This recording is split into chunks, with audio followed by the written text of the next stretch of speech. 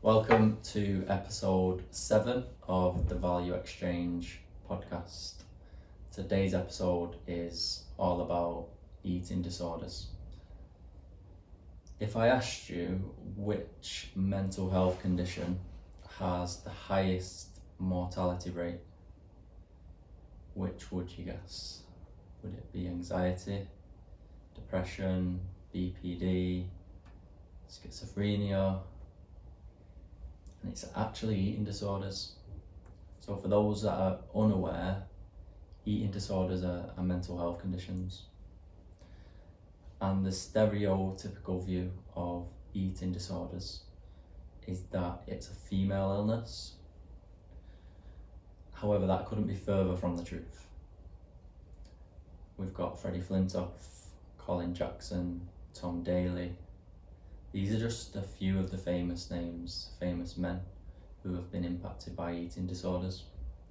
Between them, they've won gold medals, they've broken world records, they've won the Ashes, they've won Athlete of the Year, and that's just a few of a long list of accolades they have to their name.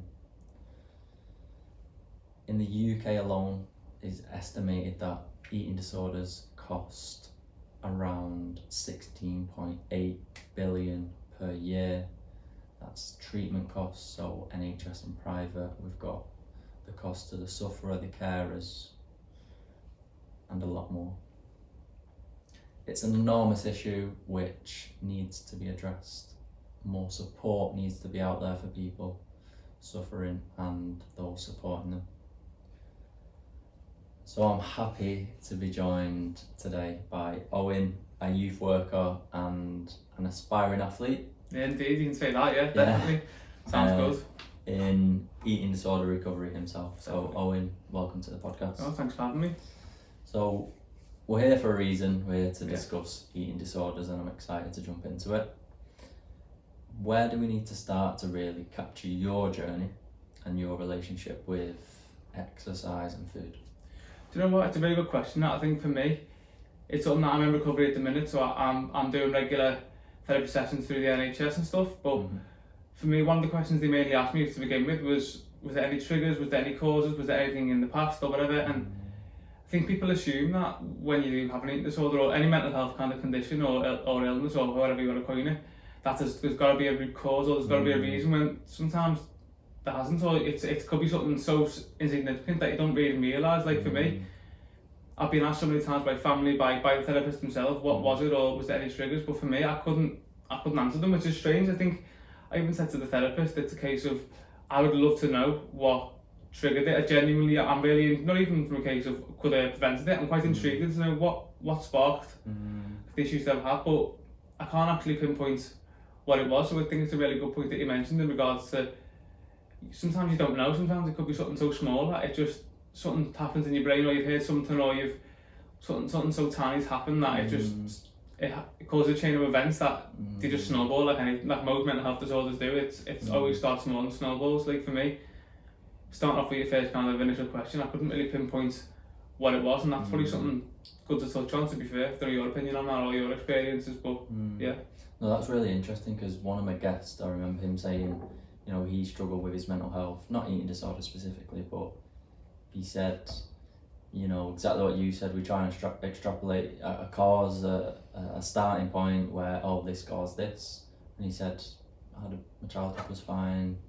You know, there was no real cause for it, but he really struggled. How did that make you feel though? Like not understanding where it came from and maybe why you struggled with it? Do you know what? It was very frustrating from my point of view. Like even in the previous therapy sessions I've had when I've had to discuss it, like I said before, I'd love to know, and it's very frustrating because I think something the therapist was quite keen on was, I think most therapists are in this kind of sense, and it's common sense. It's if you can find the root issue and find the reason, you can start working backwards. So for me, it's like I can't do that because I don't know. Like don't get me wrong, during school time I was a little bit bigger. I wasn't huge, or I wasn't overly uncomfortable with weight. You'd have a few names called, but I'd give it as good as I get it. It'd be just typical, like you would in school. It'd be nothing where I'd say, right, that triggered it. So yeah, it's very frustrating to not kind of understand it. And for me, it feels like I'm on a bit of a back foot in regards to recovery, because one of the main kind of things for recovery is knowing why and knowing what caused it, where I haven't really got that, so it's quite hard to unpick something that isn't there, or you don't know or aren't aware of, so it's quite frustrating to answer your question. Could be like many different things, little things that just have added up and, like you say, snowballed over time, rather than just this one event and then now you've got an eating disorder. It's not like that, is it? It could be, like I said before, it could be something so insignificant that just snowballed, or like you could start up with good intentions and then, like, just to touch on that in regards to where it all started, I think whatever the reason was, whatever the cause was, I was around 16, 17, was a little bit bigger. Wouldn't say I was overly overweight, but for some whatever reason it was, whatever cause it was, I was unhappy with my weight and I decided to make a change.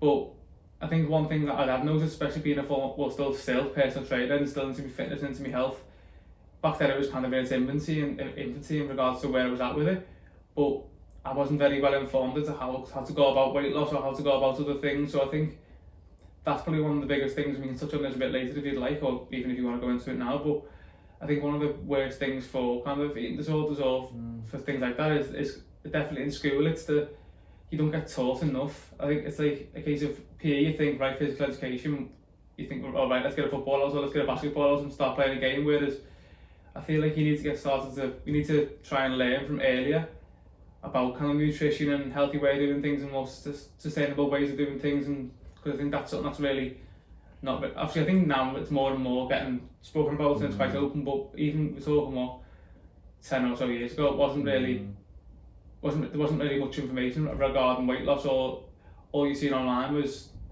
people doing it the wrong way. I think for me, I had all the intention of just losing a bit of weight or whatever reason it was, like I said before, but I ended up just going the wrong way about it, hardly really eating. I'd probably go full days without eating. I'd be suppressing kind of hunger by drinking water or doing other various methods and stuff. But yeah, I think for me it's just a case of lack of information of how to go about things was really the main cause. But maybe if I was to be more informed when I wanted to have that journey and I knew how to go about it, I would have went about it a healthier way. But I think because, like you say, something so small, me making that change and going about it that wrong way and taking that wrong turn with it just snowballs, and it ends up being a completely different ball game in effect. That's exactly what I was thinking when you said it about the education side. So if we learn about nutrition in school, if we learn about the benefits of physical activity and not just let's go and play football, which a lot of people want to do, but what's the value in it? Because later on, if you want to make a change, you're not informed, you don't understand how to make that change safely and go about it the right way.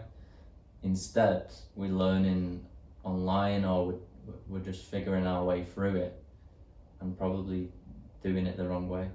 I think what you said is, you wanted to make a change, that's fine, but it's about how you did it. Exactly.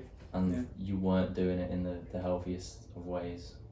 No, definitely. I think right, just to kind of hammer that point home, it is the education side of it. It's, like I say, making that change is great, but if you don't know how to do it, if you search on Google how to do a certain thing, you'll get millions of different answers and reasons and suggestions, but most of them are either not wrong, but you need to be well informed to do them things. Or, for example, if someone wants to have really short-term weight loss, that's great, but it's not sustainable, and I think that doesn't get taught enough and stuff. And I think, like I say, just lack of education is probably where it stemmed from, and like I say, wanting to make a change is probably the start of it. But then I think just to touch on a point on a personal note, I think in the end, I think it was 7 months, I think I lost about 4 stone, which is just, looking back at it now, it's ridiculous. Like, I think the lowest weight I was, and like we've spoken about previously, weight isn't the be all and end all, but just as a reference point, I think I'm 5'11", 6 foot on a good day,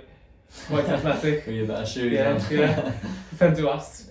But so around 5'11", 6 foot, and I think my lowest I weighed under 10 stone, which is it's ridiculous. And at the time it was like, this is great, or this is, but obviously having that validation of seeing what you want happening was great. But then when you look back, it's like, wow, that was in the space of what? How many months? 7 months. 4 stone in 7 months is just, it's ridiculous. If I had continued on that trend, I've ended up in a serious bad way, and for whatever reason why I ended up kind of halting that, I wouldn't say stopping it, reversing it, but for whatever reason I did end up kind of halting that journey and getting a little bit better with it all, but it does show you how easy it can happen and how quickly things can change and stuff. But yeah, that's a lot to lose in a short amount of time. And yeah, as you said, when you search on Google, there's so much misinformation out there that if you are not educated, you're susceptible to following these quick and easy solutions to lose weight or get abs in 5 days, or whatever these articles are pushing, and it's quite dangerous. So I think we need more education around it, especially for not just the younger generation, even adults now, because they're going to pass that information on to children, and you might be a teacher, you might be a youth worker, you're going to likely pass that information on. So I think everyone needs to be well educated around it. Eating disorders are generally labelled as a female illness, the stereotypical teenage girl with anorexia. We're well aware of that. What was your experience dealing with this misconception? Do you know what? I think with that, it was, you're right to think it is a common misconception. It's quite funny you say that. Last week, because it was obviously, I think it was men's mental health week, and I think Peter announced their next campaign for next year's eating disorder awareness week, and it was around anyone can have eating disorders, so it's quite kind of apt that you mentioned this. But yeah, I think misconception wise, I think it is, and I think dealing with that, I don't really know, because I think, in my opinion, obviously this is my personal view, my experience, but whoever it is having eating disorder, whether it be male, female, or whatever, it's not a nice thing to kind of want to talk about or want to initially when you're not kind of understanding what's going on. For me, it doesn't really matter who you are or what gender you are, or where you're from, or what background you've got. It's never a easy thing to go about, especially because most eating disorders in their infancy, you don't see them as negatives. I don't know what your experience is, but just talking for myself, you only see it as a negative after the fact, if that makes sense. So I think for me, I wouldn't say I've really dealt with the male side of things and fighting against that, because I think most of the people I've spoke to, it hasn't really been a thing, but I do appreciate that it is a common misconception. I think maybe in different places or around places it is kind of a common thing with it being mainly female, but yeah, definitely.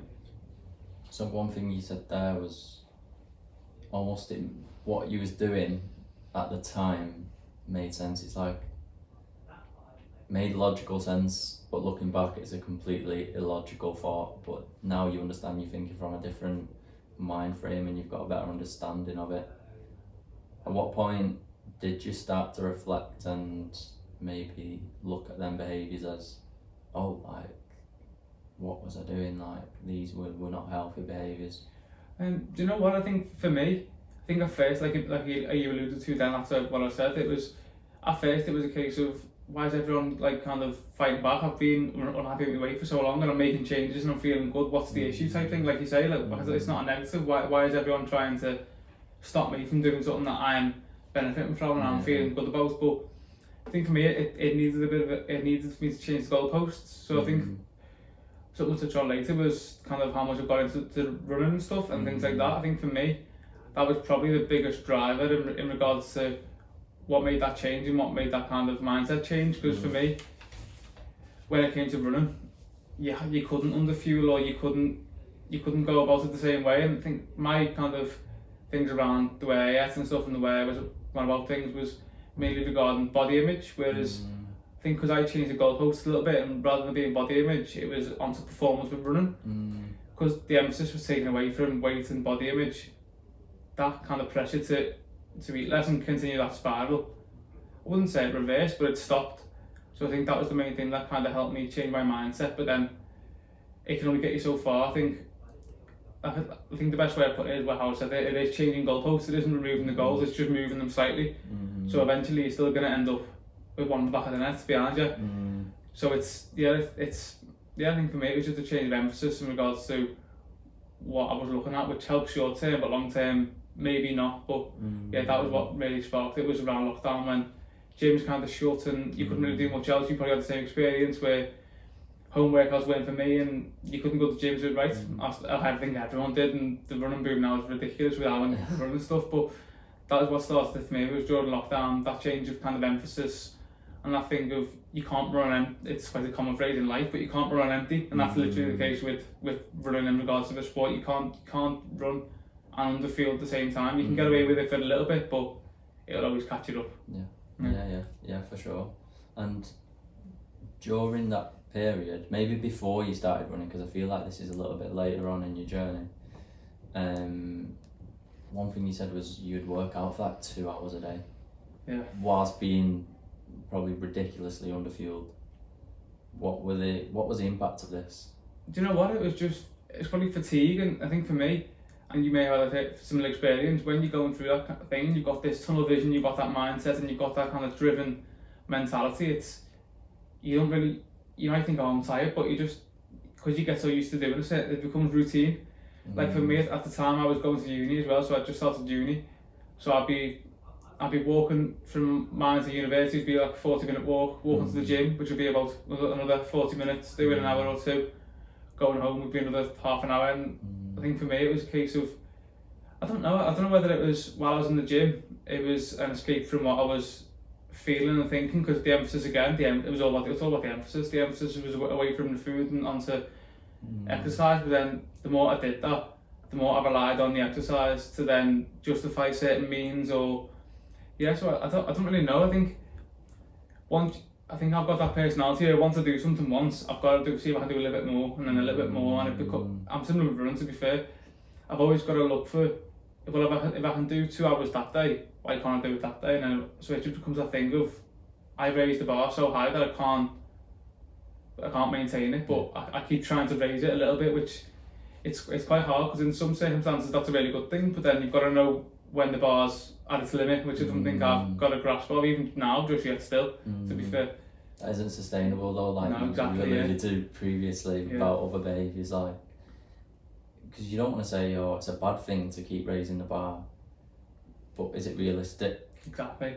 And then, but do you want to push past what people believe to be realistic? So that's quite a grey area there, because it's like, it can be positive, but it can be negative.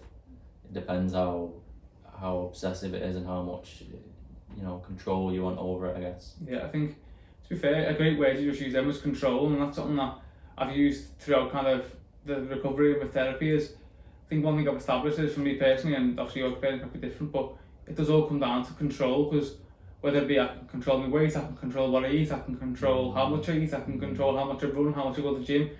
It all comes back to control, and I think, like you say, it's a case of, well, if I can't control what I eat, well, I can control what I do outside of that, and that's what the attachment becomes. And then I think that was the case with the gym and stuff, definitely, even with running to some extent still now. I think it's all about being in control, and I think that's something that, to be fair, like I was saying before, it's quite frustrating that I don't know the kind of root cause of all this spiralling, but I do appreciate that control must have had some element in it, because that was, I think, all I do, everything I do, it's regarding wanting to be in control of what I do, and when I can't do what I've set myself, or whether it be I can't reach the standard that I want, that's when I really struggle. So I don't know whether it's all comes down to that, definitely, but control's definitely a massive word when it comes to eating disorders. I think, like from my experience, but it could be for a lot of others as well. And that's just because our brain wants to keep us safe, so that's why we want to control certain circumstances. But at a certain point you felt like you had to earn what you was eating, which is probably really common amongst certain gym goers who might have an eating disorder that they're aware of or might not be aware of, but they feel like, I've got to burn 600 calories on this treadmill, I can have that later, I can eat that later. Definitely. And that, what was your experience? Like, where did that come from? No, definitely. I think that was a massive part of my experience with the gym, and even running over the last kind of few years and stuff. But definitely with the gym, it was a case of, well, if I'm gonna say, for example, I've done the week during the kind of week, and this is quite common. I think it's something that people do. So you've done the week during the week, so for weekend you've kind of earned that thing of overindulging and stuff, which, to be fair, in moderation, it's fine. Like I was a personal trainer, and like I said before, and that's something that I preach quite heavily with clients in a more sustainable way. So I would be quite an advocate of, if you want to have a bit more over the weekend, have a bit less during the week, but it's how you go about that is completely different. So I think for me, it was a case of going to the gym wise, it was, if I was going to the gym and doing certain workouts and trying to build muscle or whatever it was, I could justify what I was eating on the weekend and stuff. But that just ends up being restriction and binging, which is, again, it's another thing. One thing I'll touch on dead quickly as well with eating disorders is it's I feel like for me there's a lot of different things you can go. Eating disorders is one word, but there's so many different facets to it that people don't understand and people don't realise. I think people assume there's a misconception in itself that, oh, do you go to the toilet and make yourself sick, or do you do this, or do you do that, whereas eating disorders can start as one thing, but they can branch off into millions of different things that, or different aspects of an eating disorder. Like, I wouldn't say, for example, I've got one category of an eating disorder. I've probably got bits of quite a few, whereas I think people assume eating disorders is one big bracket when it's in effect it's a lot more than that. But like you say, people have this idea of eating disorders, it's just anorexia and bulimia. But there's like 7, 8 maybe recognised eating disorders, and there is an overlap between certain symptoms, and there's also nuances between different eating disorders. So it's like no one ever really fits into a neat category. It's more of not a spectrum, but it's closer to a spectrum than neat boxes, because definitely, like you said, you suffered from various different symptoms of different eating ones. disorders. How was that, trying to get support and get treatment, because you don't fit into this neat category, instead you got symptoms from loads of different ones? How do you get support?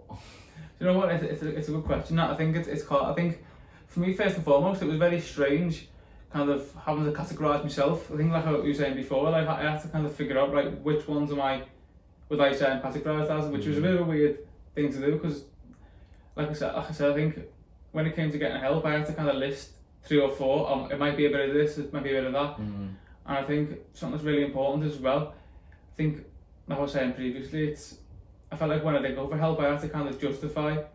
But don't get me wrong, this could be my perception, this might not have been how it was, but I did feel like I had to justify kind of how bad it was to get help. I felt like it was an exam. It felt like I was getting asked questions, and if I didn't hit a certain criteria, it'd be, you're not getting help. So I feel like in some circumstances I might have probably, I wouldn't say over-egged, but I might have had to kind of describe it further and kind of put details on that I wouldn't really feel comfortable talking about, just to feel like I had to get help. And I think like something I alluded to earlier was, I think this common thing with eating disorders, that you've got to be thin enough to get help, or you've got to be sick enough, or you've got to be near enough in hospital just to get help, which I don't really feel like it doesn't really sit comfortable with me. I feel like even when I had to go for an assessment, and it was the assessment was in person, so I had to go to the clinic and get assessed. And even that, in effect, I felt like, why have I got to get assessed for help? But then I understand it to an extent, because if they was just to give help to everyone, they haven't got enough resources to do that. But and like I say, this isn't a thing against this certain practice or these people. These are just following what they're getting told to do. But it's quite frustrating when you feel like you're reaching out for help, but it doesn't feel like you're reaching out. It feels like you're preaching for help, which is quite frustrating in regards to getting help. Yeah, shouldn't be that way, and that's why we're both so passionate about pushing it and raising awareness. And for those that might not understand eating disorders and the procedure when it comes to getting support, let's imagine you had depression or anxiety and you went to the doctors and they're saying, but you're not depressed enough to get support yet, you're not depressed enough to get these medications, you're not anxious enough to get support from us yet. That's what it's like, and that's why we feel like it's so important to have these discussions right now. But yeah, back to, we've jumped forward a little bit there to recovery, but back to kind of the working out and earning your food. I feel like this is probably quite common, and you don't have to earn your food. You need to eat every day, regardless of how much exercise you do, to maintain bodily functions. That's so important for people to know. You started using MyFitnessPal app, which I'm sure a lot of people use, especially gym goers if you're into fitness. and you started tracking your calories. What role did this play in your relationship with food and exercise? Do you know what? I think it was both positive and negative and different. I think like many things I've also done today, I think everything that you use or every method that we go over, whether it be running or MyFitnessPal or whatever, it can be used in a good sense. Like for me, like I say, coming from a personal training background, I did use MyFitnessPal with some of my clients and stuff, with some people that I helped. I think MyFitnessPal, in regards to me, I think it's a really hard thing to say was it good or bad, because I think there were some periods where it really helped, there were some periods where it really didn't. Like a good example would be near the end of my recovery, even like up to a few weeks ago, I feel like MyFitnessPal was helping because I was allowing myself to eat more food and kind of, but I needed to know, as long as I knew where I was at and how many calories I was at, especially in the running space. You know, you ran a half marathon recently. You've got to look at kind of how many carbs you're eating, kind of carb loading, managing different protein and stuff. But so in that aspect, it was useful because it gave me that control that I wanted in regards to, right, I'm more than happy to eat upwards of 3,000 calories or whatever everyone's goal is. I'm happy to eat that amount, but as long as I know. But then that becomes a thing of you're attached to it, and you're not really freely eating. You're kind of stuck to it's still controlling you rather you being in control. And then in some regards, I think when my disorder was at its worst, or when my kind of struggles were at the worst, I would use it to just criminally undereat. I think like you've noted yourself, it's like I'd end up eating probably around 1,000 calories a day, but I'm waiting for that. See, there's two ends of the coin actually. Before I say this, there's two ends to that. Because number one, I could have probably ate less if I weren't tracking and didn't know. I may have underate even more, because I think a lot of things with MyFitnessPal is if you don't have it and don't understand and don't know, you end up overestimating how much things are. So I think for me, if I didn't have that in certain times, I probably would have ate less. But then it also gave me a number to stick to, which then made me restrict as well. So I think, to answer but not answer your question, I think it's in kind of the role it's had with me, it's been mixed, because like I say, there's some elements where it's been really good for me and it's helped, but then it's only got me so far before it's then made things worse. So I don't know about you've had experience using it and stuff, but I don't know your experience with it. But yeah, to answer your question in a really on the fence way, I think it's good and bad for me, and you can go into that more if you'd like, but yeah, it's a bit of both for me. Yeah. Do you still use it now? Up until last week actually, funny enough. Yes. So during recovery, I was tasked with using it less and less, which I did. And then I ended up saying to my therapist, but can I just use it like for the odd meal or just to check something? And like I said before, your intention can start so kind of innocent. And so I'm just going to, for example, it was a case of I'm prepping my lunch for the week for work. I want to just check if I'm having different lunches, because I was quite I'm quite regimental with routine. I think that comes down to the control thing. I'd have the same lunch every day, so I was saying to the therapist, I want to try having different things, but in order to do that, I wanted to track them, just to see if they married up the same way, macro-wise and macronutrient-wise and calorie-wise. And she said, if you want to do that, that's fine, as long as you don't use it for the rest of the day. And then I did that for a little bit. Then after a few days, I'd use it for the morning, and then I'd end up using it for the afternoon. And in the end, I'd end up tracking the whole day without realising. And I ended up getting back into it. So once again, I just thought, no, I need to drop it again. So the last kind of 10 or so days, I haven't used it. But I'd say I haven't used it properly for a good few months.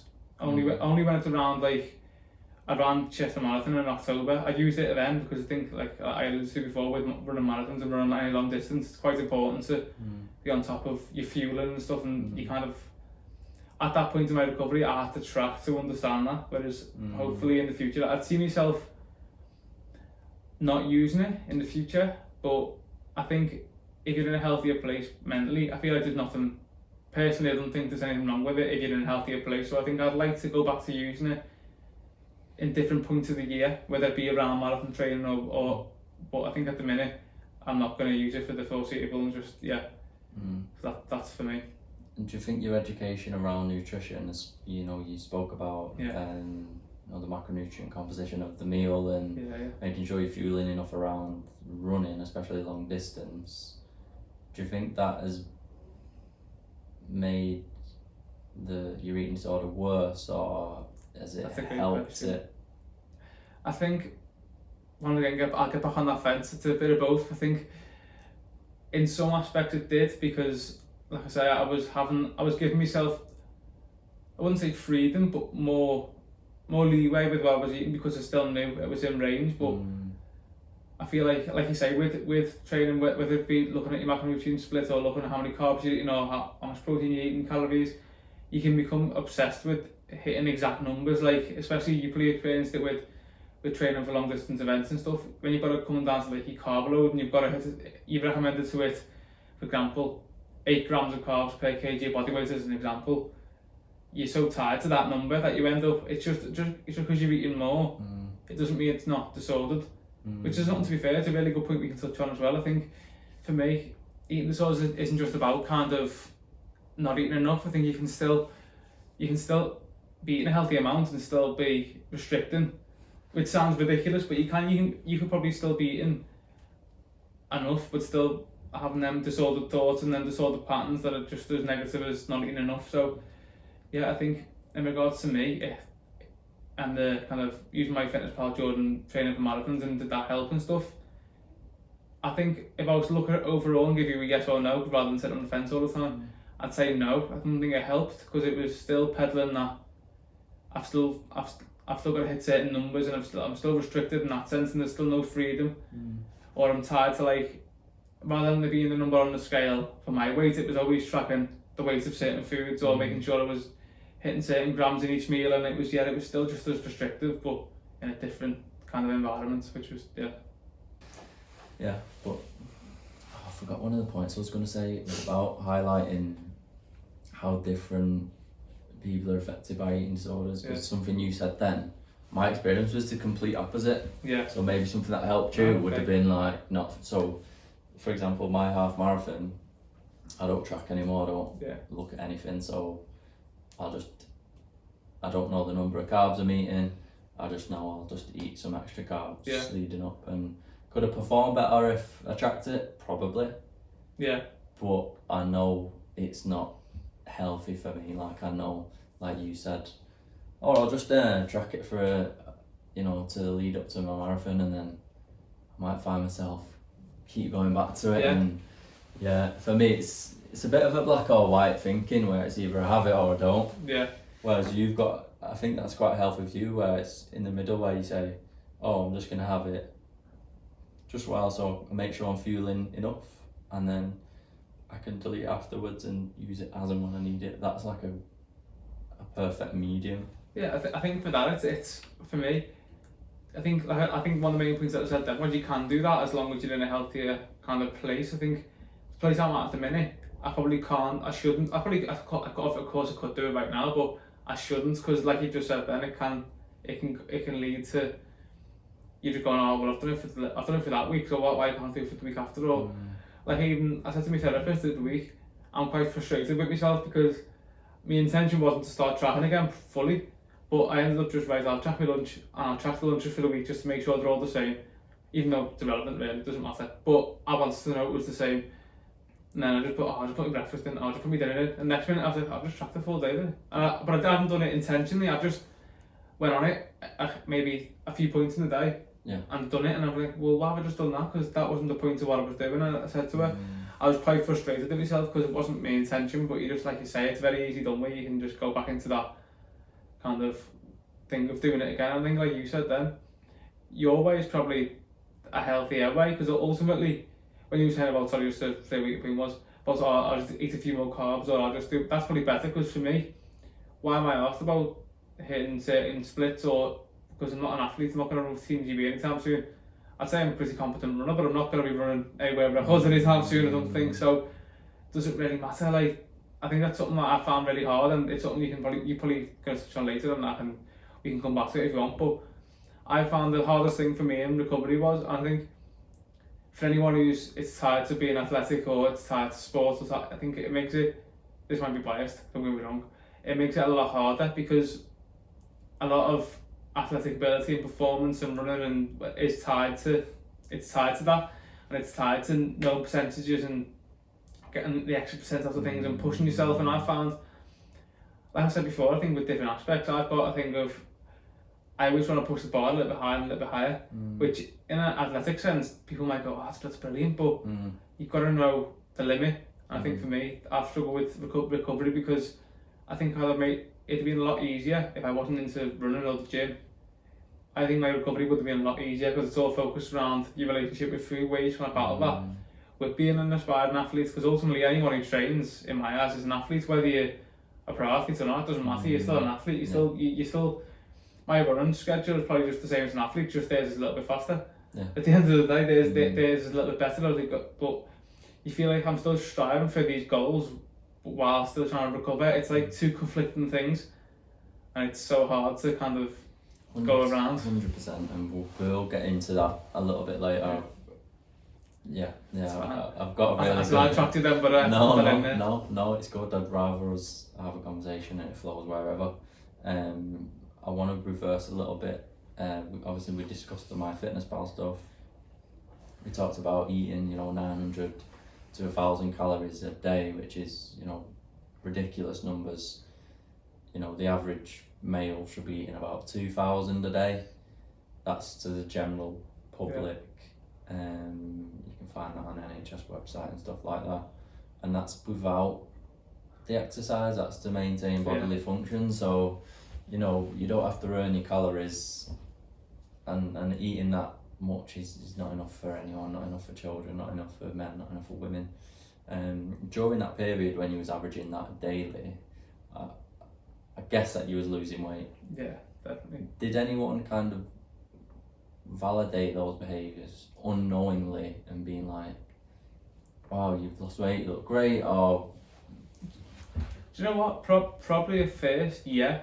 But I think, like I say, if you're losing weight that rapidly and that quickly, you very quickly look unhealthy. And I think, for me, I have more experience of people kind of not validating me, but telling me this is a bit far, or saying things like that ilk. And at the time, it was a case of what like I said before, why is like poking holes in it, or why is trying to stop me because I'm doing something that I feel is a positive.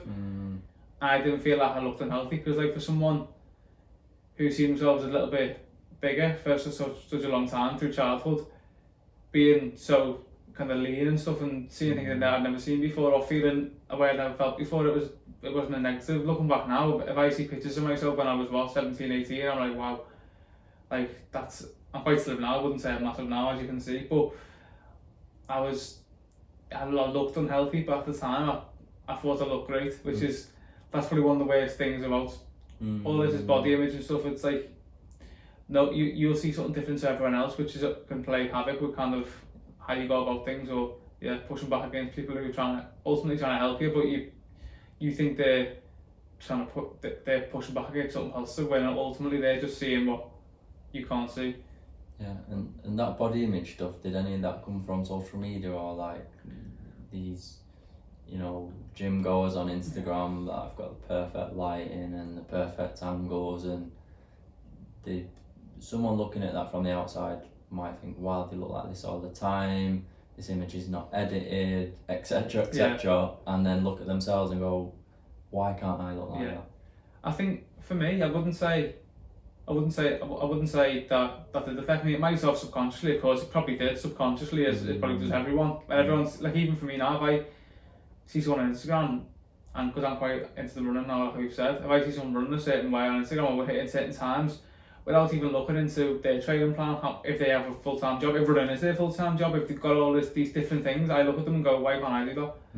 So yeah, I think probably subconsciously yes, but I wouldn't say knowing though. I don't think I ever looked at someone and went, why don't I look like that? But I probably did in the back of my head think, it probably did peddle certain things in the back of my head type thing. More of a subconscious feeling, but I guess that's tough though, because when we compare ourselves to other people, like, there's someone doing better than us in every single facet of life. So if we live that way, which is easier said than done, I do it myself. I'm not speaking like I'm some spiritual monk that doesn't ever do anything wrong. Like, it's hard not to do, but when we do live from that lens, it's quite difficult to ever be satisfied with where we're at.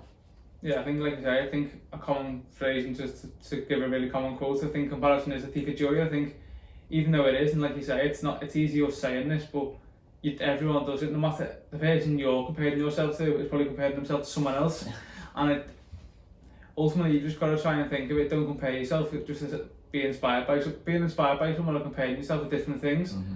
But then also it's still the same thing in effect, because if you're aspiring to be as good as someone, you're still comparing yourself. I think the best thing to do in any space is just be the best kind of version of yourself that you can be, and even if each day or even each year you're 1% better than you was last year, you're still better. It doesn't matter how much better, or doesn't matter how much better you look, how much better you perform, whatever it is. Does it, like, at the end of the day, that person doesn't know you, or even if they do, they don't know. It doesn't matter. Like, you're living in your life every day. You're never going to live a day in their life. So why you want to be like them, or why do you want to compare yourself? But it's easier said than done, like you said.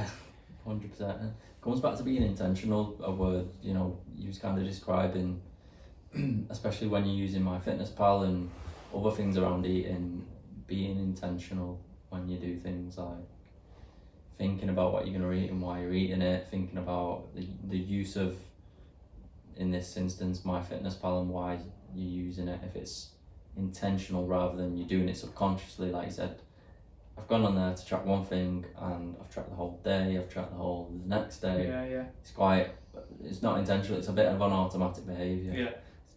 I think definitely, like you say, Dan, or especially when I am in recovery, and you probably think that you've gone through the same things, but when you've been so used to doing certain things and it's become a habit and it's become what you do, it's become who you are, it's so hard not to do them things, because they're just what you do. Like you say, I went to go on MyFitnessPal to track one thing, but because I'm so used to doing it all, I've just done it before I've even thought about it. I've just went and done more, because that's what I've been used to doing. So I think a lot of recovery, and I think we can touch on this later, but a lot of recovery I've noticed since I've done it, and obviously everyone's experience is different, which is fine. But for me, the therapist hasn't told me anything that I don't know, that I haven't heard before. But the sheer thing of being in recovery and doing these sessions has pushed me to do, and it pushed me to do things that you feel uncomfortable with, and showing you that it's fine, that you can do these things, and that's all it is. I think for people that assume therapy is like they're going to solve the world's problem, and they're going to give you solutions that they doesn't give you. For me personally, anyway, I've had no thing that I went back and I thought, what that? Everything she's told me, I've thought about myself, but it's just having that safe environment and someone pushing you to put it into practice, and knowing that I've got another session next week, and I've got to talk to her about whether I've did it or I haven't. That's the main thing I've found. Whereas, that's the thing for me, recovery is, and therapy isn't a case of learning new things, it's just pushing yourself to do things that you've been putting off. Know what buttons to press and when to press them. In a safe environment. Yeah, that's the key. So when did you realise you had a problem? Because we spoke about the calories and stuff, and people was actually, a bit concerned about what you was doing. Yeah, I think for me it was probably, I don't know what, it's a very good question, I don't actually know the answer. I think a lot of people, and you may have had the same experience, that in the same light as there was no light bulb thing of why I started, I think there's no light bulb of where it ended. I don't know whether it was just gradually, the more I started doing, I think if I think about it, would have been during lockdown when I got into the running, because the running made me do things that were against the eating disorder. It made me realise certain things that I was doing was wrong. So I think probably around then. But if I was to give you the kind of a light bulb moment, I wouldn't say I had one, but I just think when you grow, or even I think for you personally as well, you can speak for yourself, but half the time when I was doing, even in the height of what I was doing, there was points where I knew it was wrong, but knowing it's wrong and then not doing it, it's different. You might know something's wrong, but if your brain's telling you to do it, or you don't feel comfortable not doing it, doesn't matter whether you think it's right or wrong, you're going to do it anyway, or you're not going to not do it anyway. So I don't think there was a light bulb moment where I realised this is wrong. I just think, I was fighting it for a while, and then different things happened. I changed the emphasis from how I looked to how I performed running wise, and then that opened my eyes to what I was doing in the past was wrong, type of thing. That was probably the main thing for me. It's so logical at the time. So like say, unless you start doing something that goes against the eating disorder and then thoughts and then beliefs, you can't really make that connection between, that behaviour is not healthy, there's a problem there. At what point did you get to a place of like acceptance? Was it like, I've got a problem, did you accept it straight away, or was it a bit of a a process where you had to kind of go, oh, I need some support? I don't know. I think just before I got into the running and stuff, I did find a bit of a happy medium place where I was going gym regularly, I was seeing results, I was probably eating a bit more because I was seeing results. So I think at first when I was going to the gym excessively, like you were saying before about going for two hours a day at a time or whatever, because I was eating so little, I wasn't seeing any results, because no matter how much weight you lift, you're not going to build any muscle. But I think for me, because I was starting to see results because I was eating a bit more, and it all comes to that thing of control and safety of right, well, I'll still feel okay, so it's alright. And yeah, like I say, I felt better that way, found a bit of a medium. And yeah, I think for me, it's just, yeah, I don't really know. I think it's that really. I think it's just finding that in between where I was happy, and then I think anything can spark it again, or it's always that looking for perfection that I find doesn't really help in regards to that. So yeah, I think I've kind of lost track of my words here, but yeah, that was pretty much for that point, yeah. And when did you decide to seek help? It was probably around this time, just about 11 months ago, so about this time last year, a bit later. So I was actually running where I am now. I was running quite a lot, which was fine because I had certain goals, which was fine. I was running quite a lot, probably excessively. I think I had a bit of time off during Christmas, because I think I had quite a few annual leave days left before the Christmas, so I took a few of them off. So I thought, right, while I've got time off, I'm going to do a lot more running. So I did that. I think I ran about like 20k a day, just because I thought, well, I may as well bump my mileage up for the week while I've got nothing else to do. My partner was in work. I ended up getting injured, and then because the running was holding together meetings all for so long, and this injury was my first major injury like I'm an athlete, but the first time where something's really stopped me from running. Obviously everyone has a few niggles when they're training, when they're running, when they're doing gym, you have a few niggles to stop you. But I've never ever had something that's I've got to stop dead and I've got to leave it completely. So I think I was running on a bit of an Achilles injury for a few weeks, done an event, I think it was on the 15th of December, and I said, right, I can't, I'm just making this work, I need to stop. I think over that few weeks, it was probably the hardest point that happened, because it was around the Christmas period, and for anyone with an eating disorder or suffers from one, it's probably one of the hardest periods there is, because everything that you see is orientated around food, the adverts that you see, any occasion that you go to. So I think for me it was a case of, I thought I had my eating disorder not solved, but I thought I had it under wraps and I was getting better. But it turned out when the running was taken away from me, all I was doing was putting a plaster over the issue. So I was putting a plaster over a gaping wound. It was maybe stopping the bleeding, but it wasn't solving the issue, it wasn't stitching the issue up. So I think for me, the big turning point where I thought I needed help was over that injury. All these little things that I used to do, the little traits, the little things, the bad habits that I did regarding eating, when the running was taken away from me, they all started creeping back, and the body image issues started to come up again, because, like I said earlier on, because I'd changed them goalposts from how I looked, and the control wasn't what I was eating, the control was how much I was running. But once that was taken away, the things that I thought I'd solved, quote unquote solved, I was coming back, and I thought, hang on, I thought I had this fixed, but I clearly haven't. So then, got through Christmas, got through the injury, done quite a lot of rehab, got back to running again, and then thought, right, now I'm back to running, I'm in a better place. I want to get help in case that happens again. So I thought, there's no point in me getting help when I'm really struggling again or something happens again. I need to get help when I'm in a better place. I think that's quite a misconception with help and getting help for whatever you're going through.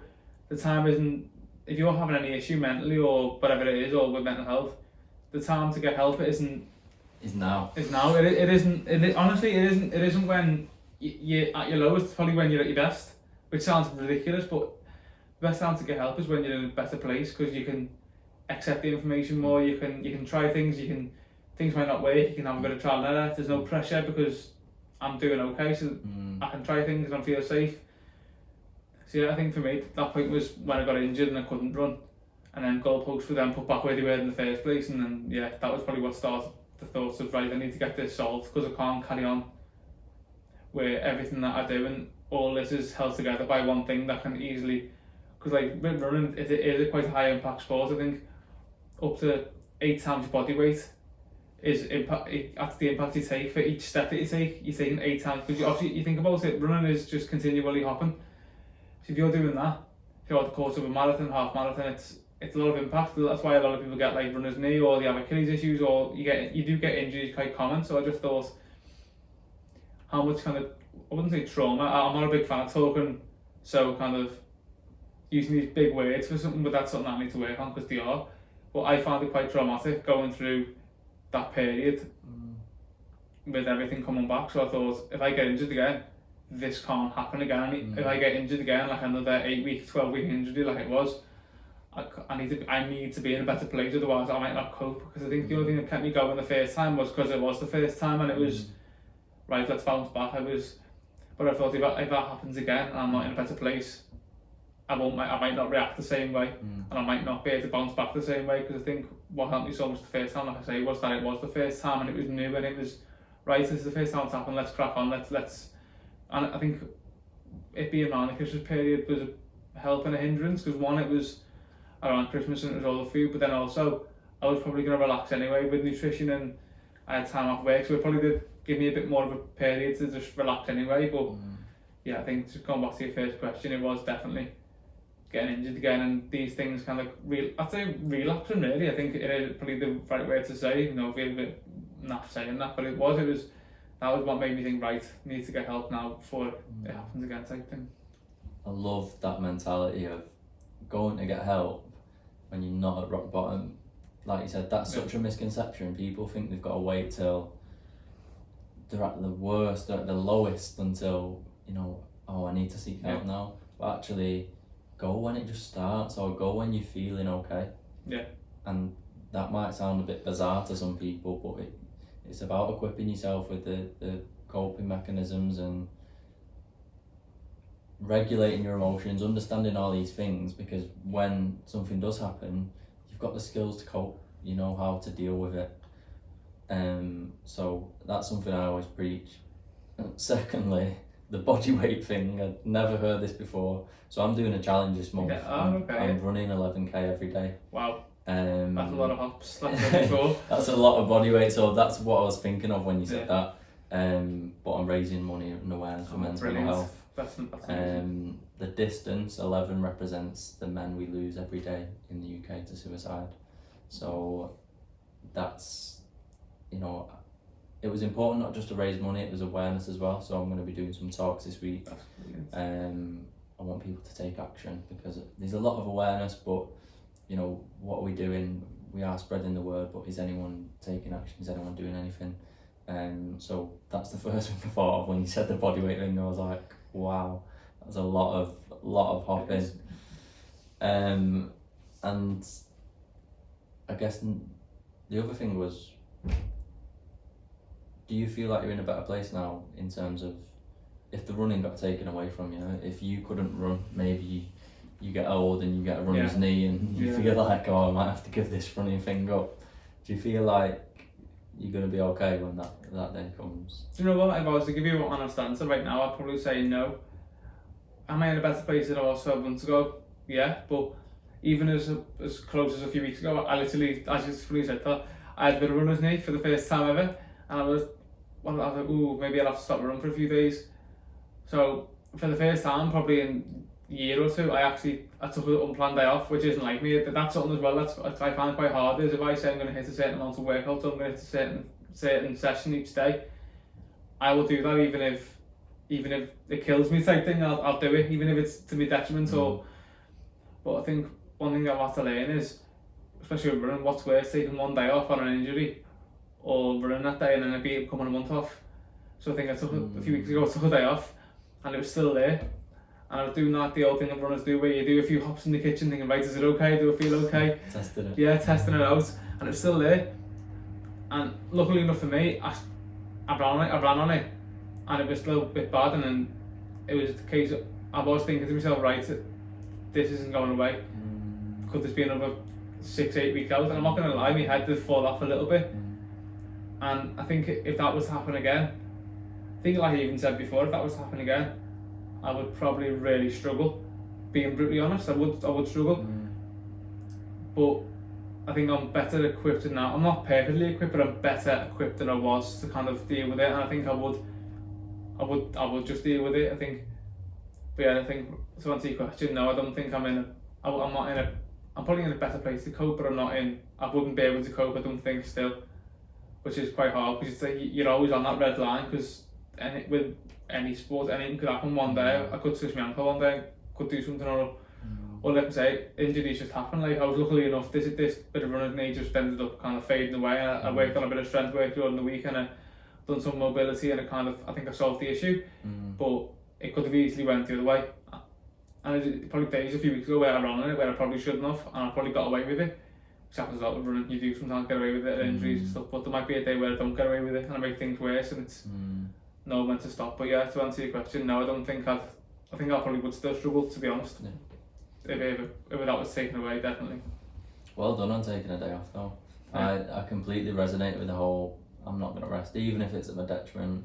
Feel like I'm coming down with something, feel like I'm ill, I'm going to go anyway.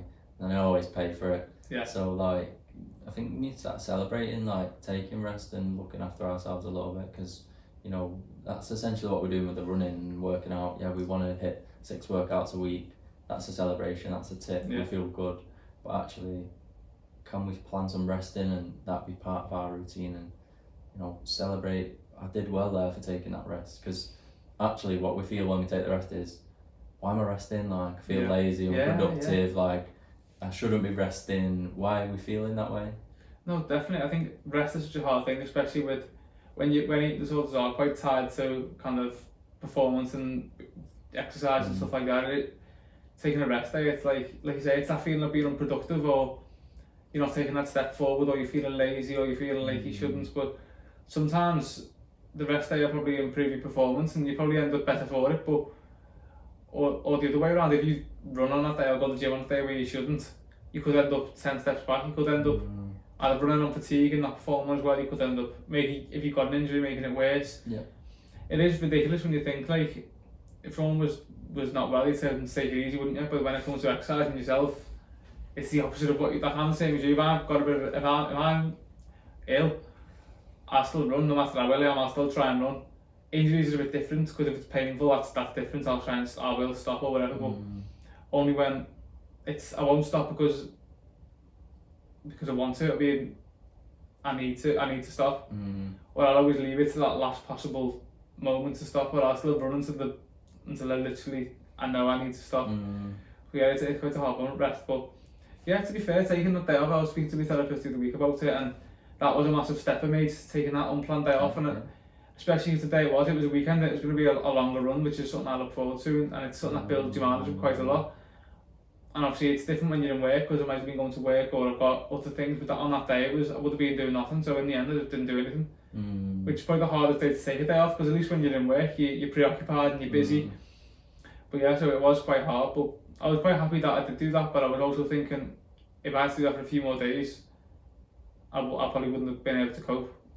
Which is, yeah, it's a hard one to balance, resting and stuff, definitely. Yeah. It's better for you to choose the rest days than the rest days choose you, kind of thing, if you look at it from that perspective. But to go back to, you know, we spoke a little bit about you going to get support.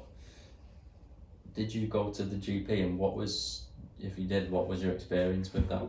So for me, I think I did it online, so it was through the NHS app and stuff, and you have to do a consultation through there, which was a bit weird, because it was like, I think the first initial thing was automated, which I didn't find the most helpful. Like it was like a chat box, like when you go online, you go for like your phone contract and you've got to do a chat box. It was like that. So it was like it would ask you a certain question, you put in your answer, and then it would prompt you with something else, but you know that it wasn't someone else prompting you. It was just like the automation would prompt you something else, and it would go through all the questions, and then that would get sent off, and then someone would get back to you through that, which wasn't the best of experience, especially when you're getting asked to open up about what you're going through, and it's like you're not actually speaking to anyone. It's, for me, I was quite open with it, like I am now, but for someone who maybe isn't as open, that would be a massive barrier, I think, because not to speak to someone and it would feel a bit, why would you want to? It's quite insensitive, it's not very personable, like. No, definitely, like I've said before, it's not a case of, I don't think it's a case of malpractice from the GPs themselves or the places themselves, because they're just probably following the odds are just following what the procedure is, but it probably isn't the best starting point to go over. I think since COVID, I think it's got a lot more where in-person appointments are a lot harder to come by, and it is a lot easier to do online consultations, but I would have probably appreciated it more of that first initial consultation. But I wouldn't mind if it was on a chat, but if it was with someone that I knew someone was on the other end, it was a bit weird to be just an automated response each time you'd send a new message and stuff, which is a bit strange. And what was the next stage from there? So the next stage, someone got in touch with me through the chat, and it was a real person this time, just saying that I think he wants to book me in for a phone call, so then I have to have a phone call. So then the phone call was what probably the chat to be in the first place, was just an informal chat with someone. With the person was really, really nice, really open, just basically chatting about what I put on my phone, because they've got a transcript of what you put down on the chat, and just discussing around that really. And that bit was actually really good. It was the person that was really friendly, very open. They weren't asking you many questions. It was more just tell me what you're going through. They prompt you with certain questions, but only to help you. I think it wasn't like probing. It was just like giving you ammunition to talk about stuff. But yeah, that bit was good. And then, like I said previously, you got sent through for an assessment, which was in person, which was quite daunting, as you can imagine, because going to a different place and stuff. And when you're seeing, it's quite straight. I think it's weird to describe this, but like you mentioned in the very start, with the stereotypes of regarding eating disorders and around the certain stereotype of each person you'd see, it was really strange sitting in a waiting area amongst others who were obviously with the same service, and I'm sitting there going, I don't feel like I'm justified in this. I don't feel like I look the same as them, which isn't a slant on them. It's more a case of I felt, right, if these are getting help, I'm taken away from these. I think that, and even through the start of therapy, you'll probably touch later, but I did feel like, even though what I said previously, I had to justify that I wanted to help, I got help. I didn't feel like I deserved it, or I was in a bad enough place, and that wasn't a nice feeling. I felt like I was taken away from who else they could have been helping, which was a bit strange. Was that based on physical presentation though? Because when we talk about eating disorder, it's a mental health condition, so actually physically you might present as healthy weight, and people can't understand that, oh, this person has an eating disorder because they're a healthy weight. It's up here that you can't see what people are struggling with and going through. So do you think you were looking at the physical presentation of others in the waiting room going, oh, like, should I be getting treatment? Am I taken away from someone who's sicker than me? Yeah, that's definitely what it felt like. And even when you were alluding to the mental health thing, I think that's something that I actually brought it up to the practice themselves, not in a case of anything negative towards them personally. Like I said before, they're just following their guidance and their practice. But at one point during the initial consultation, which was on through the chat, it asked me for my weight. And I even put down on it, I don't really feel comfortable telling you that, because I'm quite open with, if someone wants to weigh me, I'm not. In the past, yeah, I would have really struggled, but at that time, weight wasn't a big issue for me. But I did say, why is weight relevant, really? Because I'm probably a healthy weight now. So are you going to not give me help because I'm a healthy weight? And that did, it wasn't frighten me, but it did make me think, should I tell the truth, or should I? I think in the end, I give them my weight, but I also give them the weight I was previously, which is one thing I want to mention to you about being under 10 stone. I give them that as well, because I was like, right, I'm this weight now, but I was this at the worst. I did say I don't really feel this is necessary. That why should I have to take away for something that's mental, like you literally just said. So that was something that I experienced with going through the NHS as well. We've had a few discussions about the weight, and you know, it's not alone is not a measure of health, and eating disorders and mental conditions. So weight plays a factor, but why is it relevant if it's going to be used and based on what support I'm allowed and what support I might get? So yeah, I think that's still a flaw in the diagnostic criteria. I'm sure they use the diagnostic criteria, you know, from your answers, and that typically excludes people from treatment because they don't fit the stereotypical presentation of what an eating disorder is, whatever that means. Do you think this is a challenge you faced when you were seeking help? Because before you said I don't think I had one eating disorder. I had multiple symptoms of various eating disorders.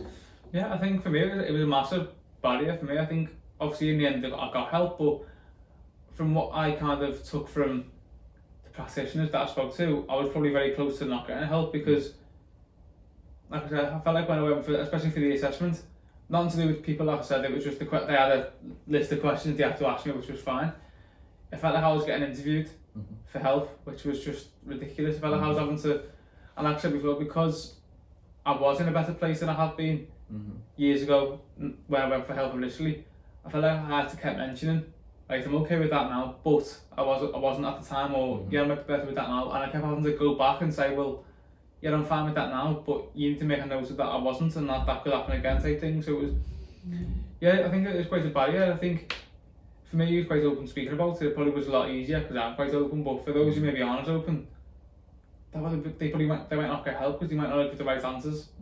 I think even for me, I didn't get the yes or no straight away to get put through for therapy. It was a case of, right, I've got to speak with a team of consultants and they have to get back to me. And I think that was a case of, based on my criteria, it probably would have been a no. But I think based off the conversation we had, like one-to-one like this with the assessor, I think they pushed my case a little bit and said, well, no, this is why you need help, which I feel like as much as criteria should be a part of it, it shouldn't be the yes or no of it. It shouldn't be based on criteria. It should be case by case because everyone presents differently and not everyone can articulate how things that they're going through. Like, even I struggle with it now. It's like I'm open with it, but sometimes I can't articulate how I'm feeling. Or like the biggest question I get sometimes with different bits of family, with partner, is how was therapy? I'm like, I can't really tell you because I don't know how it was. It's a hard thing to describe. But so to ask someone who's really struggling with an eating disorder or struggling with any mental health issue to describe and articulate their issues, it's hard, especially when they're getting assessed by someone with a clipboard and notes next to you. It did feel like I was getting interviewed for help, which was a bit strange. It's quite sad actually that you said the right answers, you know, as if you have to give certain answers to get help. Yeah. And that just shows how flawed that system is. And it looks at the now and not, it looks at the results now and not the trajectory this person's on. Exactly. They might be healthy weight right now, but what's going up here, which is controlling their eating behaviours, which is the weight is a byproduct of, in 3 months, what weight are they going to be? Have they got to wait 3 months to get sick or to get help? Yeah. Because that's exactly how the system is currently working.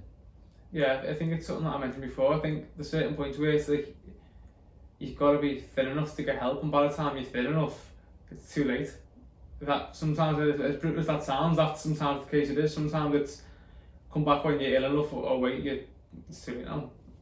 Because I think one big thing for me is with eating disorders, I think I've seen a statistic a few weeks ago, and I think it's on my Just Giving page as well, in regards to when I raised money last year. I think 1 in 20 cases of eating disorders end in death, which is brutal as that sounds. It's not something that you like to talk about, but it's the truth. It's maybe I was one of the lucky ones that kind of got there at the right time, but then not everyone's as lucky. And if people are going for help and then getting told come back when you don't hit our criteria, well, what happens when they can't come back because they've gone past the criteria and they haven't came back, or they haven't been well enough to come back? And it all comes down to what I said before in regards to me getting help in a better place. Because I was in that better place, I probably could articulate my thoughts, whereas if I were in a better place, it's like everyone's experience when something's gone wrong, your head's gone absolutely AWOL, you don't know what you're thinking. There's no way in any scenario, whether you're anxious or something's happened or you're really frustrated or angry, you can't articulate how you're feeling. So if someone's really struggling with a mental health issue, there's no way they're going to articulate what they're going through, or they're going to get help because they're not in that sound mind. Whereas that's something that I find is really hard to take, that you're not going to get help until you're not well enough. By the time you're not well enough, you're probably not going to want to go and get help because you're not thinking that way. You're too far into your issues to even think about getting help. Or even if you did go, how are you going to describe that when, if you're going through it, you can't describe what you're going through in that moment. You need time to reflect on it and to look back and stuff. So yeah, it's even like if someone asks you how your day went, you couldn't answer them straight away, could you? You go, oh yeah, it was alright, yeah. And then you don't, but then later on you might go, oh, this happened and that happened. And it's the same thing, if you're going through something in that moment, you can't describe it in that moment because you're in it. You're going through it, so to ask someone to get help then is quite a hard thing. Yeah, and by the time you meet the criteria, you know, you've underate that much that your bodily functions aren't working correctly, you brain fog, all the other symptoms that you'll be aware of. You can't think straight, so there's no way that you're going to be able to articulate to someone, this is what I'm going through, this is how it affects me, this is why I need help. So, and then statistics are shocking. 1 in 20. It's ridiculous, isn't it? Yeah. Wow. And then you think about the family that are impacted by that, watching that person go on that journey and not get that help or have to wait to get that help. That's tough. Definitely. What was the impact on the people around you during that period? During a period of seeking help or period of during? Of both, yeah.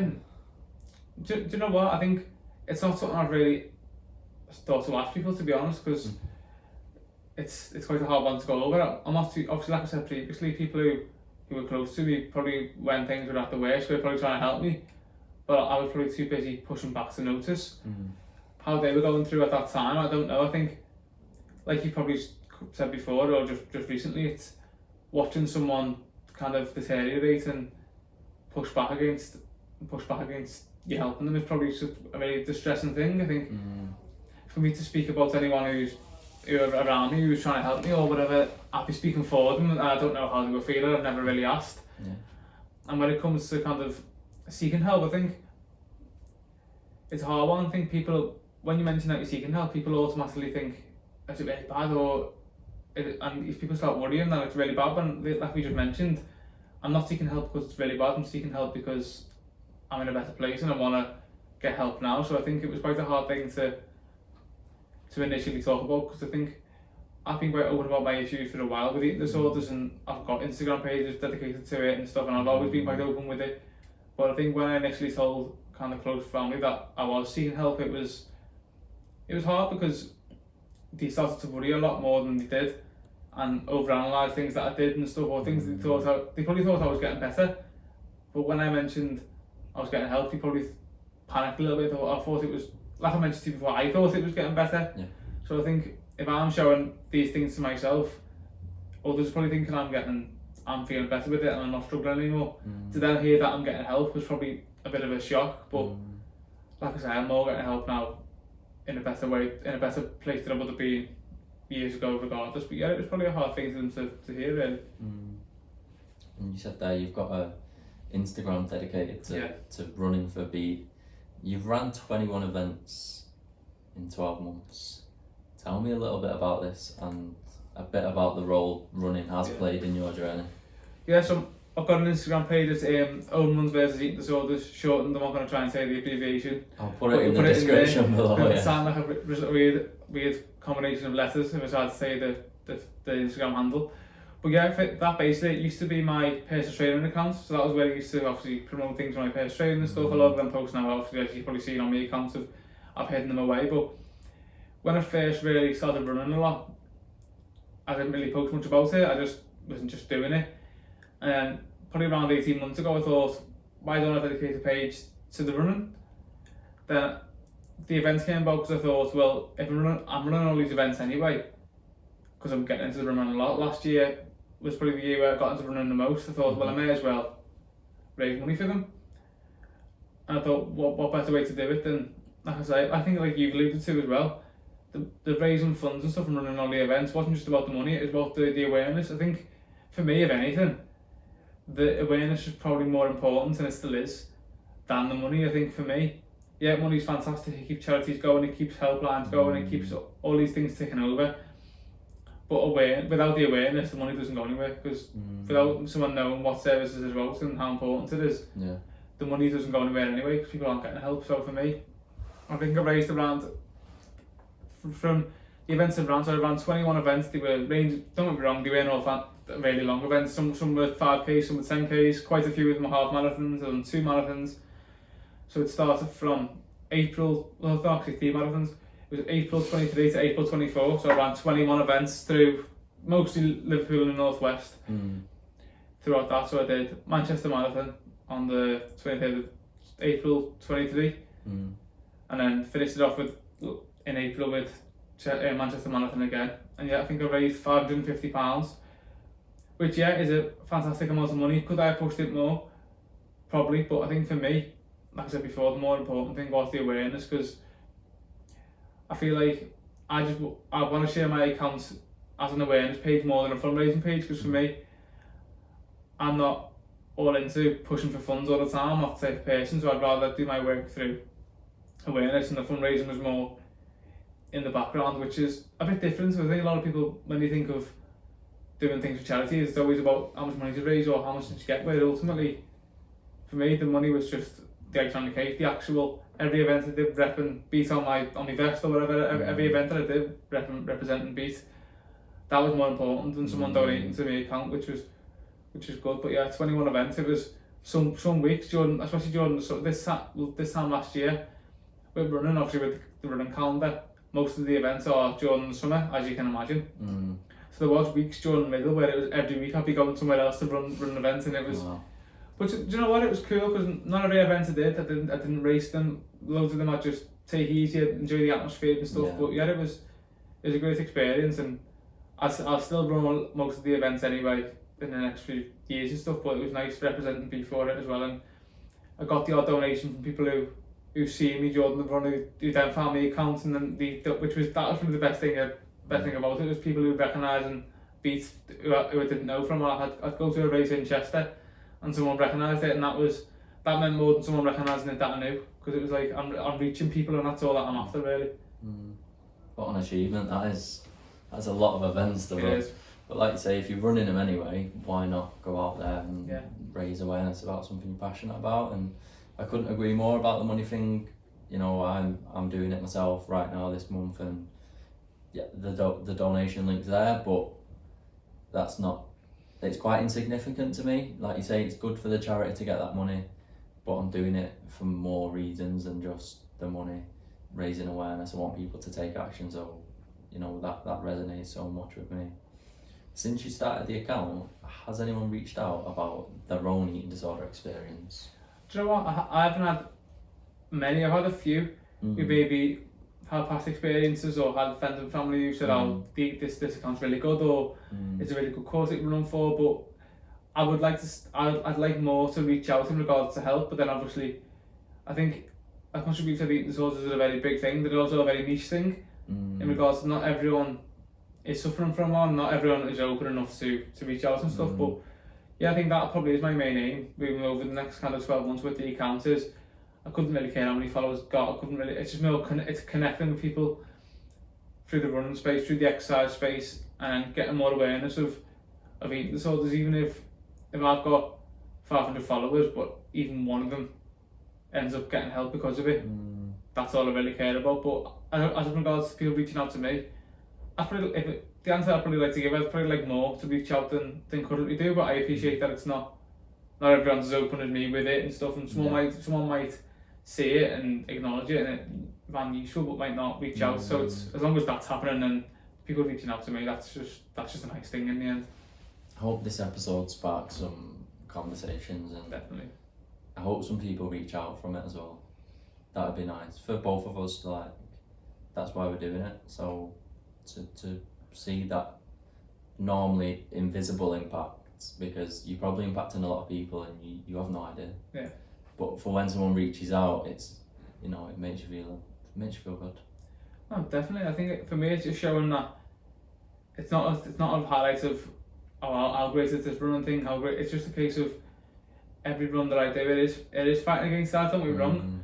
Something we'll touch on in a bit later is kind of running's impact on kind of my struggles and the positives and negatives it has brought. But if one thing it has brought, it's given me a purpose in regards to the account and to reaching more people and kind of raising that awareness, which ultimately is like you said, is probably more important than the funds for me. And that's, I think our opinion is quite aligned. And for me, the funds is secondary, which sounds a bit weird or sounds a bit strange, but for me it is. The funds are just a nice thing to top up all the awareness that I've raised. To be honest, I'd rather someone, when I might just given and read the read the description and read it all and took it in, then give me a few pounds. That means more to me. Yeah, no, completely agree. And let's have a chat about running and how that's impacted your journey, because obviously it's been a big part of your journey and still is a big part of your journey. 2 key characteristics of eating disorders are food restriction and obsessive exercise, and these can be normalised in sport because what defines obsessive exercise? Well, if you're training for marathons and long distance running, you're going to be training a lot. It's all consuming essentially. So that could be considered obsessive exercise. And food restriction, you're probably not going to restrict food when you're training for a marathon, but you might be a bit more obsessive around food. Definitely. How do you approach your training and nutrition now, which we have touched on a little bit with the MyFitnessPal, to make sure that it is a healthy relationship with both? Do you know what? If I'm being pretty honest, I don't think I've got that healthy relationship with it yet. That's something that I'm working on as we speak. It's something that I need to work on. Like, I think for me, running initially helped a lot because, like I said before, and I've said loads of times, it did move the goalposts from body image and it gave me something to focus on that wasn't how I looked, which then allowed me to eat more and stuff. But then all I did was stop obsessing with weight and started obsessing with performance, which being driven and having goals and wanting to hit it is fantastic, and there's nothing wrong with that. But when it becomes obsessive, the minute it becomes anything you do, whether it's positive, negative, if it's obsessive, then it's not positive. It's something that you need to kind of look at. I think for me, it's something that I do struggle with. I think every time I've gone into a kind of training for a marathon, I do end up near the end becoming quite obsessed. Even the last one I did in October, near the end, still while going through all this therapy, I was still getting to a point where it was everything, which it shouldn't be, and I was probably going back to tracking on MyFitnessPal, like we said before, quite obsessively, and really looking into everything. Every single gram that I ate, it would be tracked and weighed, and it would be to the point. Every run that I did, it had to be the exact distance, it had to be the exact interval. It's so hard, I found, with running and any performance really with eating disorders, because the whole point of eating disorders, like you say, is driven exercise and obsession and pushing yourself. But that's some of them are characteristics of a great athlete. It's being driven and being obsessed. People always often talk about they're obsessed with that, and that's what makes them great. But then that isn't a positive at the end of the day. I find with the running, it can become very obsessive, and it's a case of, like we were saying before, if I had a bit of an injury or a bit of a niggle, I'd probably be better taking a day off. I know I wouldn't, because the taking a rest day would eat me up more mentally than the pain of the injury, which is ridiculous when you think about it. But for me, mentally, running on an injury is better than it's less painful than the pain of the injury, or even if it leads to further injury. I think I'll always take that risk and stuff. And yeah, to answer your question very long-windedly, I don't think I'm past that yet. I still think running probably hit a middle ground where it was very positive. Now it's probably back towards it being a bit of it's better to describe it, it's like a bit of a leash. The running, I think, it's allowed me leeway so far, but then there's a point where it stopped. And I can't get no further, and if anything, it's pulling me back. It's like someone reeling in the lead. So it's quite a hard one with the running, because I do love it and I love doing it, but the more I get into training, I very quickly become obsessed with it, and obsessed with progression and perfection, and the fear of not running sometimes makes me kind of probably run too much when I shouldn't, or not listen to my body signals, or when I'm really fatigued and it'd been a bit more of a day off, I wouldn't take that. So yeah, to answer your question, I think originally it helped. Now it's probably not as much, but that's probably a me issue more than a running issue more than anything. So essentially you're still working through that, and that's why you say you're in recovery. Yeah. Do you think you'll get to a point where you've recovered and you're completely free from any thoughts or behaviours? I don't think so. I think for anyone who's suffering with any mental health issue, there's never a case of it's done with that, because there's always things that can come back, there's always thoughts in your head. I think one thing I've found with, so far, obviously my opinion might change more, I'm only into therapy the last, I'm probably 10-15 weeks into it, so I think it's around 20 weeks, but for me, I think it's something that never really leaves you. It's something that you've got to always always push back against, and you'll always have them thoughts of things holding you back, or you'll always have them thoughts of things going backwards. But yeah, I don't think I'll ever be fully free of any thoughts, because that'd be naive. Maybe, hopefully I am, but yeah, I think I'm getting there slowly. I think that each thing that I do, each thing that I tick off, it's getting there slowly, but I don't think I'll ever be fully kind of free of any thoughts, because I don't know your experience, but I don't think that's ever the case with anyone. It's quite comforting hearing that, and maybe people hear that and think, oh, that's not very optimistic, but from experience, or as you're going through recovery, that's what you realise. The thoughts might get less, but they still creep in. Yeah. And it's about knowing how to deal with them, and I guess it's different for everyone else, because everyone's experience with eating disorders will be different, so it's about managing whatever behaviours you kind of display and letting go of that control, maybe. No, definitely. I think, like you say, that them thoughts are always there. I think it's not a case of suppressing the thoughts, it's a case of building more positive thoughts to fight against them thoughts. And as long them thoughts are always there, but as long as you've got the other end of the spectrum, and then with the other thoughts you've got fighting against it, then that's what you're after, really. I think to think them thoughts just go away, it's a bit, I wouldn't say naive, because obviously, like I say, it's positive thinking, but I don't think they'd ever go away. I just think you get better at pushing against them, really. No, agreed. Now, reflecting on that period and looking back, if you could go back and speak to the Owen who was struggling, whether that was at the start of your journey, in the middle, wherever that was, what do you think you would say to him if he would listen? That's the key point. If he would listen to you. Do you know what? I don't know. I really, that's a really hard question, because I think this might be really niche and cliche, but everything that happens, it's going to lead to I might have said something to myself and it might have changed one thing, but then, like you've discussed, eating disorders are so broad that I could have led me down a different path, or I could have still ended up in the same way, but in a different space, or a different environment, or in a different kind of way. But yeah, so I don't know, really. I think probably just get help sooner. I think that's probably I would have pushed myself to get help when I was in the kind of infancy of it, because like I said before, as much as there's nothing wrong with getting help when you're in a better place, that's still not me saying if you're in a bad place that you shouldn't get help and you should wait till you're better. I probably would have stopped myself earlier and made me get help, if that makes sense, or made me reach out to get, because I think if I would have got it sooner, it's like anything, the more you do something, positive or negative, it becomes a habit, so the sooner you nip it in the bud, the easier it would have been to move forward. Whereas now, like I said before, things that I'm doing through therapy, I know are right, but I'm still pushing back against them, even though I know I shouldn't, or I'm still, because you just subconsciously do it. Yeah, exactly, yeah. So I'd just say probably reach out sooner, to be honest. And do you have any advice for anyone suffering from an eating disorder who thinks they might be suffering from an eating disorder?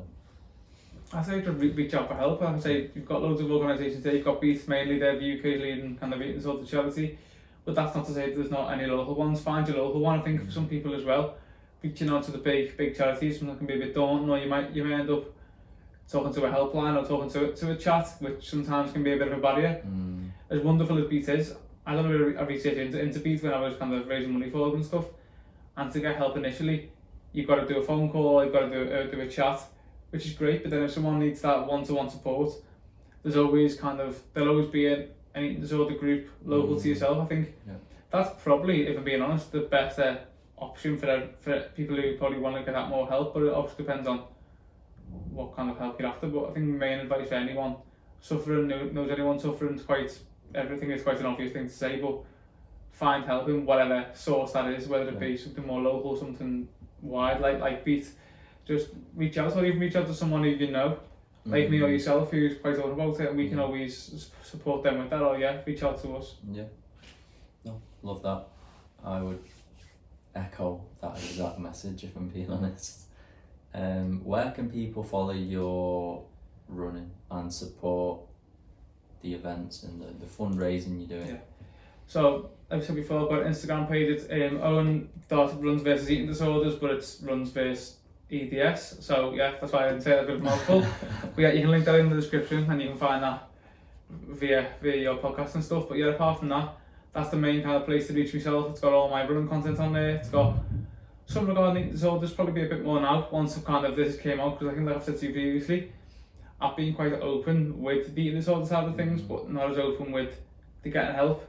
Not to say I've denied it, but I wouldn't say I spoke about it. I think in my bio I mentioned in recovery, but I've never actually done anything in regards to getting help, which I probably will do in the incident between this coming out. But yeah, you can reach me via Instagram. Like I said, DMs are always open. If anyone needs a chat, needs anything, even just to say whatever, please just get in touch and go from there. Perfect. That will be in the description below. Before we wrap up though, something else you have in your bio about your running. Yeah. I can't remember all of them, but tell us about the times you've got and the distances you've run. You've got to look into the camera though for this one. Okay, right. So marathon wise, I've done, up to now, I've done 3 marathons. No, 4 actually, that's a lie. I've done 4 marathons. So my record time is 3 hours, 23 minutes and 40 seconds, which I'd like to say is quite a modest time, but to the general public it's probably not. But as the perfectionist I am, I think, yeah, that's something that I look at and go, oh, I can't get around 3 hours. Yeah, so I've done, I think it's, no, it's not even 4 to 5 actually, I keep missing one out. It's 5 marathons now. I think I've done around 15 half marathons. Bear in mind that's probably over the last 2 years, which is mental, 2-3 years. Done around 13 10Ks and I think about 10 5Ks. They're like official events obviously. Yeah, about 40 minutes. That's your time, isn't it? About 40 minutes for a 10K. Yeah, so 10K wise around 40 minutes, 5K about 19, Sub 19, 20. yeah, sub 20, 19, something like that. And half marathon, I'm part of the sub 90 club, so under an hour and a half for the half marathon, which probably be proudest one, if I'm being honest. The marathons are great, but that half one, that dug deep for that one, so that's my favourite one. Love that. So before I can let you go anywhere, we need some running tips. We need some advice. So for me, running tips wise, I'd just say 1, consistency. I think that's the main thing. It goes without saying, anything in life, just be consistent. Secondly, and this is probably a bit of a, again, on the fence one, but I'd say enjoy it, enjoy what you do. PBs are great and yeah, reading off all these marathon times and looking to go marathon is fantastic, but for me, most of them events that I've just ran for enjoyment. I've just went there, enjoyed the vibe, enjoyed the atmosphere, got amongst the crowd, got amongst the others. I've encouraged people on the course who've been going with me. I think for me, the biggest thing about running, like I say, PBs is fantastic, but the actual sport itself is so inclusive, and it's one thing I like to kind of say quite often with running is you might run a 3 hour 23 marathon like yourself, or you might run a 6 hour marathon. You get the same medal at the end of it. So ultimately, PBs are fantastic, and PBs are good to look at your progress, and it's in the name, personal best. It's I think people quite often they look at running and PBs as, well, my PB's there and that one's there, and oh, why can't I get 3 hours like them? But it's called personal best for a reason type thing. And for me, anyone who wants to start running or get better or whatever, just enjoy it, because you'll get better anyway.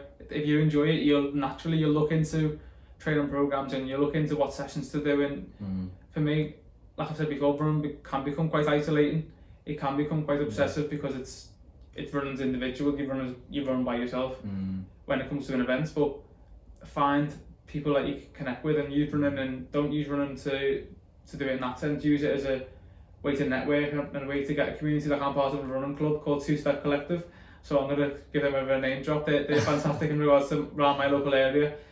You can find them on Instagram as well at 2 Step Collective as well. They're fantastic in regards to bringing the vibe, bringing the atmosphere, bringing the fun into running.